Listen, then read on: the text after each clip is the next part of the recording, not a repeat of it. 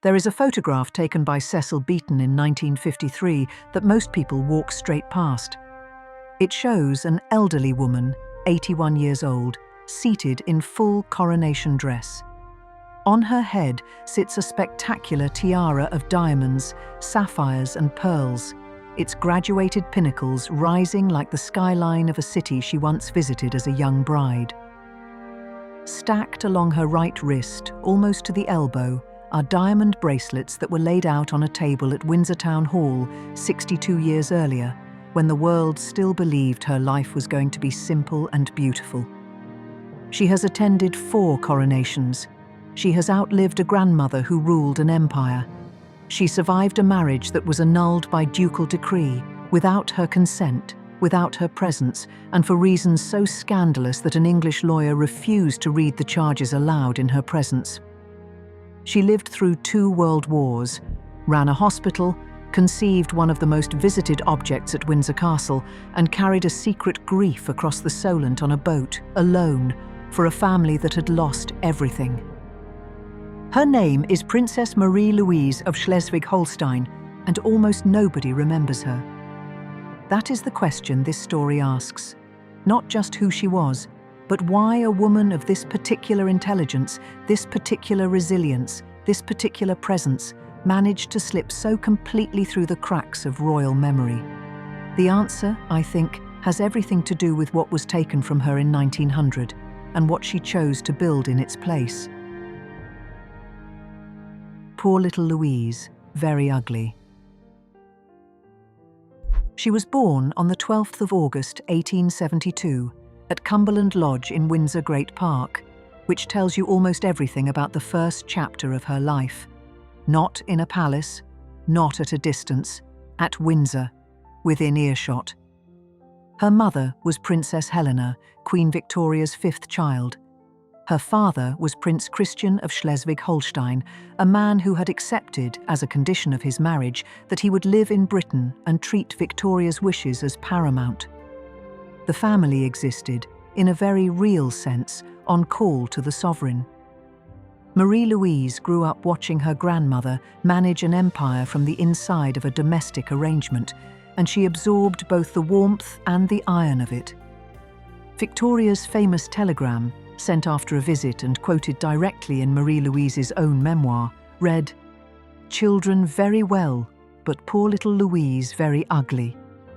When confronted about it later, Victoria reportedly replied that it had simply been true. Marie-Louise recorded this without apparent bitterness. She had learned early that love and bluntness could occupy the same sentence. What she also absorbed, growing up in that dense web of Victorian cousins, was a sense of the world's fragility. Her closest childhood friend among the cousins was Alex of Hesse, the future Empress Alexandra of Russia. Marie-Louise wrote in her memoir that there was a curious atmosphere of fatality about Alex, and that she had once warned her as a child not to play at being sorrowful, lest real sorrow be sent. It is one of those lines that becomes unbearable in retrospect. The marriage to Prince Aribert of Anhalt was arranged with Victoria's full approval. They had met at the Berlin wedding of their cousin, Princess Victoria of Prussia, in November 1890. The engagement followed within weeks, on the 6th of December. Victoria, relieved that what she called poor Louise Holstein's prospects would no longer be blighted, described Aribert as a nice and amiable young man. The wedding took place at St. George's Chapel, Windsor, on the 6th of July, 1891, the first royal wedding there since Prince Leopold's in 1882. The gifts were displayed at Windsor Town Hall and Cumberland Lodge. Among them, a pearl and diamond choker from her parents, wearable as 2 separate bracelets, diamond star and sunburst brooches, a large diamond fringe tiara from the Grand Duke of Baden, a diamond bow necklace. The table of gifts was, by all accounts, spectacular, a display of promise, of a future that glittered. She was 18 years old. She moved to Dessau, and the silence began. "Tell my granddaughter to come home. The German courts operated by a protocol so rigid it reads now like a form of psychological confinement. To greet a sister-in-law in the morning required sending a footman ahead to inquire whether the princess was at leisure. Marie-Louise was rebuked for trivialities, for greeting a gentleman at lunch, for the wrong gesture at the wrong moment. She brought boxing gloves and a punching ball back from England on one visit, which apparently caused a minor scandal among her in-laws. But the real silence was inside the marriage itself. "I had no share in his life," she wrote later. "We were two complete strangers living under the same roof." Family correspondence from the period, letters from relatives including the Duchess of Saxe-Coburg and Gotha, describes her as mad and cracked, and him as an imbecile. The concern for her mental and physical health under the strain of this life was real and documented. By 1900, after 9 years, the situation reached its crisis. The precise nature of what happened has never been officially confirmed, but the historical record is consistent enough to be clear in its direction. Crown Princess Marie of Romania wrote to her mother that Aribert and his elder brother possessed a horrible vice, a phrase that historians have consistently read as a veiled reference to homosexual relationships, which were then criminal and catastrophically scandalous in Germany. No court record gives explicit details, but the pattern of what followed makes the subtext unmistakable. Marie-Louise was advised for her health to travel to North America. She left Germany incognito, traveling as Countess von Münsterberg. While she was away, 2 telegrams arrived. The first was from her father-in-law, the Duke of Anhalt, a peremptory command to return. The second was from Queen Victoria, 5 words: "Tell my granddaughter to come home." She chose Victoria. Back at Cumberland Lodge, she was shown a letter from Aribert stating that life with her was intolerable, and that he had asked his father to exercise his sovereign right to declare the marriage null and void so that he, as a young man, could live his life in his own way. The Duke of Anhalt then used an archaic princely prerogative to pass a family-specific law in Anhalt, annulling the marriage on the 10th of December 1900, without a conventional divorce court, without her participation, without her consent. Her father consulted an English divorce lawyer. That lawyer, according to later accounts, refused to read her the full list of charges Aribert had filed against her in Anhalt on the grounds of their offensiveness, but confirmed that infidelity was explicitly not among them. Her father reportedly threatened to expose the true reasons before the Bundesrat of the German Empire, which may explain why Kaiser Wilhelm II ultimately acquiesced in the dissolution. Victoria received her back at court as an innocent victim, the social framework held. But the personal cost was immense. King Edward VII's remark, delivered with the rueful humour of a man who understood exactly what had happened, was, "Poor Marie-Louise, she came back just as she went."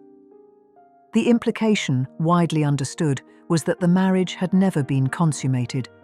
Marie-Louise herself wrote that she believed she remained married in the eyes of the Church of England. She never remarried. She is not known to have formed any later romantic attachment. She was 28 years old, and the question that would shape the next 55 years of her life was now in front of her. What does a returned princess become? A princess of nowhere.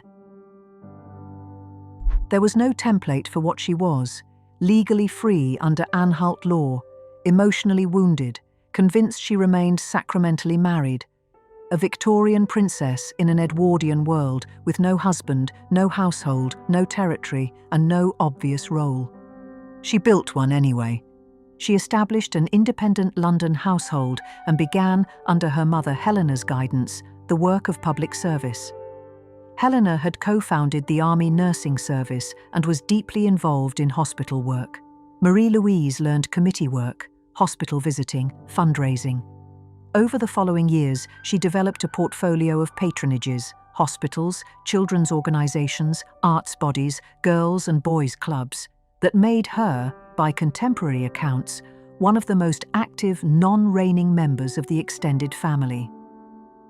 In 1908, the court announced that she would henceforth be known officially as Princess Marie-Louise, a small clarification made necessary because newspapers kept calling her Princess Louise, creating confusion with her aunt, Princess Louise, Duchess of Argyll.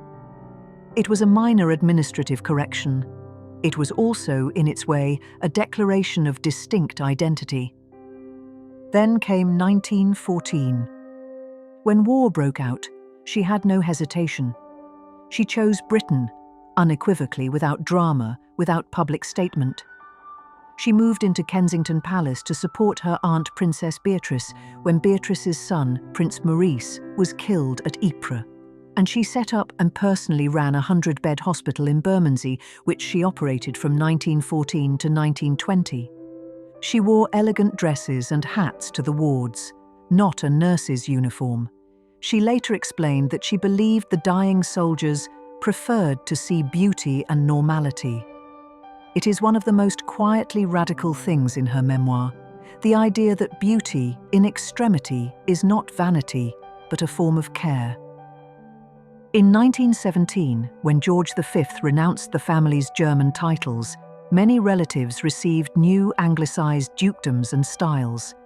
Marie-Louise and her sister Helena Victoria, whose German titles came through their still-living father, simply became Her Highness Princess Marie-Louise and Her Highness Princess Helena Victoria, with no territorial designation. She later described herself, with characteristic dry wit, as a princess of nowhere. And then came the moment that, to me, is the most devastating in her entire life. In 1918, George V entrusted Marie-Louise with the task of carrying the news of the Romanov murders to Alexandra's sister, Princess Victoria of Battenberg, on the Isle of Wight. She describes in her memoir George coming downstairs at Windsor, visibly shaken, telling her that Nicholas II, Alexandra, and their 5 children had been killed, and handing her a letter to deliver to Victoria. She sailed to the island. She gave the letter to Louis Mountbatten to take in to his wife. And then she spent the next 3 weeks walking in the garden daily with Victoria, without either woman ever speaking of the massacre. Not once. Victoria later wrote to thank her for the support of that silent companionship. Marie-Louise had warned Alex as a child not to play at being sorrowful. Now she walked in silence beside the woman who had lost her. The creative masterpiece came in the early 1920s. At the Royal Academy, she fell into conversation with the architect Sir Edwin Lutyens and suggested an idea. A doll's house built to the most exquisite scale as a gift from the people to Queen Mary. Lutyens took it up. Marie-Louise became the project's instigator and organizer, writing more than 2,000 letters, recruiting over 1,500 artists, writers, craftsmen, and manufacturers. Tiny, functioning shotguns, wine bottles with real wine, miniature books commissioned from leading authors. The house was completed between 1921 and 1924. It now sits at Windsor Castle, seen by millions of visitors every year. Almost none of them know whose idea it was. She bought her own tiara. In 1937, at the age of 65, Princess Marie-Louise purchased a tiara. Not inherited, not gifted by a husband, not passed down through a family line. Purchased from Cartier, for herself. The piece, designed in an Indian-inspired idiom by Henri Lavabre, with diamonds, sapphires, and pearls in those distinctive graduated pinnacles, had originally been made in 1923 for Beatrice Forbes, Countess of Granade, an American-born heiress who sold it back to Cartier in March 1937. Marie-Louise bought it that same year. Patricia Treble's research suggests She wore it at the coronation of George VI and Queen Elizabeth in 1937, making it, in effect, her chosen coronation diadem. Think about what that means. An unmarried, middle-aged princess with no official household, no husband's name, no dynastic role, choosing to invest in a major Cartier piece so that she could appear, appropriately and magnificently, at the coronation of her cousin's husband. Not because anyone required it of her, because she required it of herself. The Second World War found her in her late 60s and early 70s. She and her sister Helena Victoria were pressured to leave central London. They rented flats near Ascot. They refused to spend nights in the air raid shelter. "We would prefer to go down on top of the remnants of the house," she reportedly said. They watched bomber formations leaving and returning, counting the missing. Their London home was badly damaged. They never returned to live there. After the war, they moved into 10 Fitzmaurice Place off Curzon Street, a reinforced building originally designed as an emergency refuge for the royal family. Marie-Louise kept no private secretary, minimal staff. She answered her own telephone. She lived, by all accounts, almost like an upper-middle-class London widow rather than a grande dame princess. The simplicity was not poverty, it was choice. And then came 1953. Queen Elizabeth II, who reportedly encouraged her to write her memoirs, sat for the beaten portrait alongside her. Marie-Louise wore the Cartier tiara she had bought for herself 16 years earlier and the diamond bracelets from her parents' wedding gift stacked along her wrist. She was 81 years old. She had attended 4 coronations. She was, in that photograph, exactly who she had made herself. My Memories of 6 Reigns was published in 1956, weeks before her death, at 10 Fitzmaurice Place on the 8th of November, aged 84. The obituaries, including in the New York Times, incorrectly described her as Queen Victoria's last surviving grandchild. That distinction belonged to Princess Alice, Countess of Athlone, who lived until 1981. Even in death, the record got her slightly wrong. Her funeral at St. George's Chapel, Windsor, was captured in a British Pathé newsreel. Among the mourners were pearly kings and queens, the charitable figures of London's East End, with whom she had fundraised for decades. A princess of nowhere, mourned by everyone. The Cartier Indian tiara went to her godson Prince Richard, later Duke of Gloucester, a bequest arranged, Princess Alice later dryly noted, because, of course, Mama must have known Cousin Louis would leave them her things. It has been worn by Birgitte, Duchess of Gloucester, at state events and exhibitions ever since, including the major Cartier retrospective in London in 2025. It is one of the most recognizable tiaras in the current royal wardrobe. Almost no one who sees it knows the story of the woman who chose it for herself. The diamond sunburst brooch went to Queen Elizabeth, the Queen Mother. The diamond star brooch went to Princess Alice, Duchess of Gloucester, who later sold some inherited jewels in the 1970s. The pearl choker from her parents, the one that could be worn as 2 bracelets, the one she wore in the Beaton portrait, is believed, according to detailed work by royal jewellery historians, to have been left to Queen Elizabeth II, though it has not been clearly re-identified in public since. Many of the wedding gifts from 1891, the fringe tiara, the bow necklace, the bracelets from royal and noble relatives, dissolved into auction catalogues credited to a princess, their provenance quietly forgotten. Queen Mary's doll's house remains at Windsor Castle, visited by millions. The small card beside it does not lead with her name. Marie-Louise's life is the story of a woman who was handed a glittering future, had it taken from her by decree, and then, without bitterness, without a husband, without a territory, and without anyone particularly noticing, built something entirely her own: a hospital, a masterpiece, a memoir, and one magnificent tiara, purchased with her own money, worn to 4 coronations, and still catching the light today. I'd love to know, had you heard of her before this? And which part of her story surprised you most? Leave it in the comments. If this kind of history matters to you, a like and a subscription means these stories keep getting told. There are always more names worth remembering.